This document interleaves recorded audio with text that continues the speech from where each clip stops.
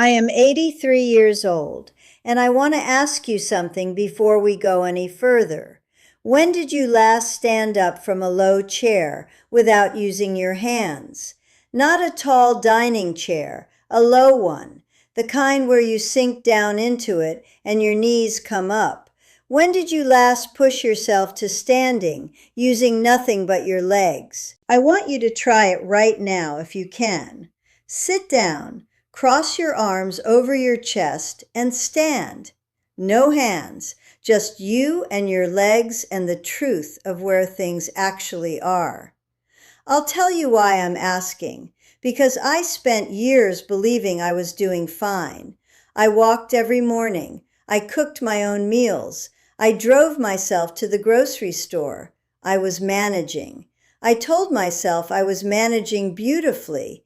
And then one night I fell in my bathroom, and I lay on that floor for 11 hours before anyone came, and I found out the truth about what I had quietly lost without ever noticing.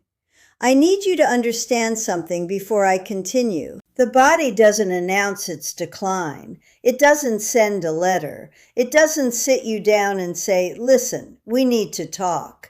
It just quietly starts making adjustments, and you make them right along with it, without realizing what you're doing. You start using your hands to push out of chairs. You start holding the railing every time on the stairs. You stop bending down to pick things up and start finding workarounds instead. Each one feels like nothing, just a small convenience, just being sensible. But together they are telling you something, and most of us are not listening. I wasn't listening. The night I fell, I had gotten up to use the bathroom around 2 in the morning, the way I do every night.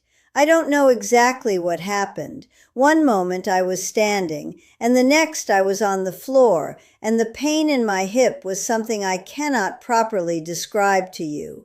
I knew immediately I couldn't get up. I tried. I tried more than once, and each time I understood more clearly that it wasn't going to happen. My phone was in the bedroom. The floor was cold, and I lay there thinking, how did I get here? Not just on this floor. How did I get to this point without seeing it coming? 11 hours. That's how long it was before my neighbor Bet got worried about not seeing my kitchen light and called David. I don't tell you this for sympathy. I tell you because lying on that floor is what taught me the 5 things I'm going to tell you today. 5 specific abilities that determine whether you stay in your own home or whether someone else starts making that decision for you.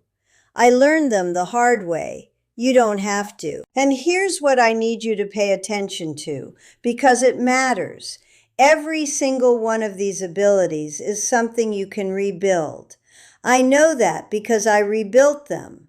At 83, after that fall, after 30 days at Meadowbrook, which I will not pretend was anything other than what it was, after fighting my way back out and coming home to this house and starting over from almost nothing.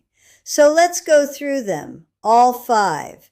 And I want you to be honest with yourself as we do, because the only person you're lying to if you're not honest is yourself. The first one is standing up from a sitting position without using your hands. I already asked you to try it, did you? If your legs did the work and you came up clean, your quadriceps strength is still good, and that matters more than you probably know. A study followed 2,000 people aged 50 to 80 for 6 years and found that people who couldn't stand without using their hands were 5 times more likely to die within that period. 5 times. Not because the movement itself is magic, but because it reveals everything underneath. Your leg strength, your overall physical reserve, your margin between managing and not managing. When I came home from Meadowbrook, I could not do this. I had to use both hands and push hard, and even then it was frightening. I started with 10 chair squats every morning. Just 10, right there in my kitchen. Within 3 months, I was standing clean. I still do them every single morning before I make my coffee. The second ability is walking backward in a straight line for 10 steps. I know how that sounds. Strange, unnecessary. But I want you to try it right now if you're able. Stand up, turn around, and take 10 steps backward without looking behind you. Don't rush it, just walk. How did it go? Did you veer sideways? Did you feel like you might go over? Walking backward forces your brain to actively manage every movement. When you walk forward, your body has done it so many times it runs almost on its own. But backward is different. It tests your cerebellum, the part of your brain that coordinates movement. It tests your inner ear. It tests whether your brain and your body are still in honest conversation with each other. A study from the University of Michigan found that seniors who could walk backward confidently had 40% fewer falls than those who couldn't. And here is the thing I did not know until I was told. This ability also reflects early cognitive function. It can show signs of decline before any memory problems appear.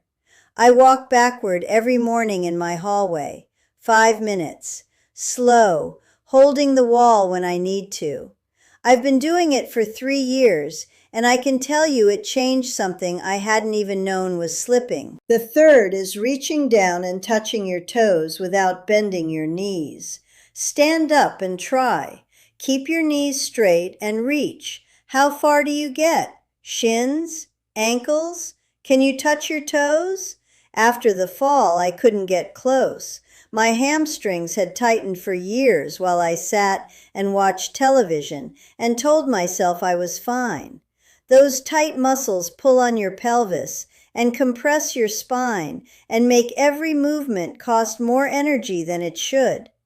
A Japanese study followed 5,000 seniors over 10 years and found that those who maintained good flexibility lived longer and reported significantly better quality of life. I stretch every single morning now, right after my chair squats. Not hard, not dramatic, just gentle and consistent and patient. I touch my toes now. It took 8 months. I'm not telling you that to impress you. I'm telling you because 8 months ago, I didn't think it was possible. After that first week home from Meadowbrook, after the relief of being back in my own kitchen faded, and the reality of how much I'd lost set in, I started writing things down. Just for me, small notes, what I was going to work on, what I'd figured out about staying independent, little rules I was making for myself so that what happened on that bathroom floor would never happen again. I didn't think anything of it at the time. It was my granddaughter Claire who found the notebook a few months later and read through the whole thing.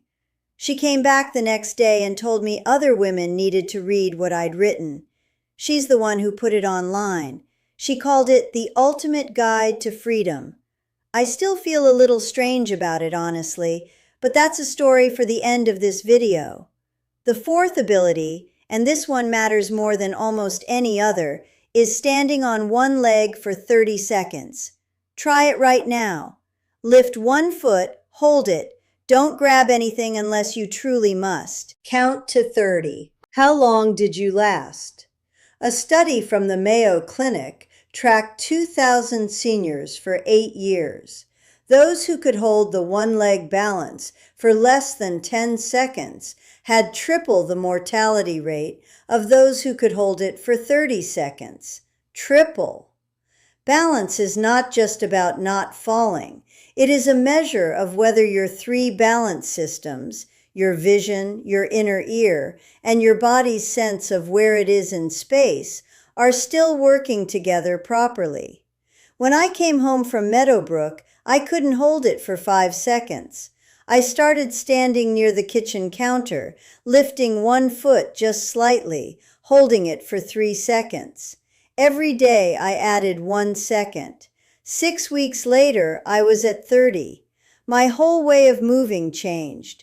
I stopped shuffling. I stood taller. I walked like someone who trusted her own body again. The fifth ability is the one I want you to think carefully about, because I am not going to ask you to try it unless you are certain you can do it safely. It is getting up from the floor without using your hands. I know what that sentence does to some of you. I know because I felt it. There is a formal test called the sitting rising test. You lower yourself to the floor and then stand back up. Each time you use a hand, a knee, a forearm for support, you lose a point. A perfect score is 10. Studies show that people who score between 0 and 3 have 5 to 6 times higher mortality risk than those who score 8 to 10. Not because the movement is magic, but because getting up from the floor requires everything at once: strength, flexibility, coordination, balance. It is a full body test of whether you have the reserve to handle the unexpected. The stumble that someone with this ability recovers from becomes a fall for someone without it. That margin, that small margin between recovering and falling, is independence. I practice this now, slowly, carefully, near my bed where it's soft. I can get up from the floor. It took me a long time to get there, but I can.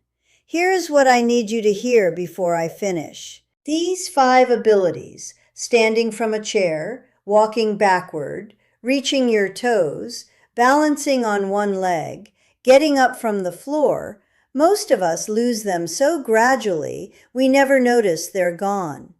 Each small adjustment we make feels like common sense, but together they add up to a life that has gotten smaller and smaller without us choosing it. You do not need a gym. You do not need equipment. You need 5 minutes a day, honestly applied, consistently, without waiting for a crisis to force the issue. I have seen this work. I lived it. At 83, after 11 hours on a bathroom floor, after 30 days in Meadowbrook, I came back. Not because I'm extraordinary, because I did the work every single morning without making excuses. About the ultimate guide to freedom, my son David called me again this week. 3rd time this month. He says I'm embarrassing the family. He says I'm putting private things online that should stay private, and he wants me to take it down. I've thought about it. More than once I've sat at this table and thought about just letting it go quietly. But then I read the letters from women who found those notes. Women who are 2 weeks out of a hospital and terrified. Women who are doing chair squats alone in their kitchens at 6 in the morning because they read what I wrote and decided they weren't done yet. And I can't take it down, not yet. The link is in the pinned comment below this video. I don't know how much longer I'll keep it there. David keeps pressing, and honestly, I'm 83 and I'm tired. But it's there right now. If something I said today reached you, go click it. Don't wait. One of my children told me last week that people are watching these videos and talking about our family. I said, good, maybe someone needs to hear it. If that's you today, leave me a like. It tells me to keep going. I read every single comment you leave here, every one. So if you tried those 5 tests today, if you stood up clean or if you didn't, if you touched your toes or if your fingers only reached your knees, tell me. Tell me where you are. I'm here. Subscribe if you want to keep talking. Every week I sit down at this table and I tell you the truth about what aging actually looks like from inside it. Because someone has to, and I've decided that someone is going to be me.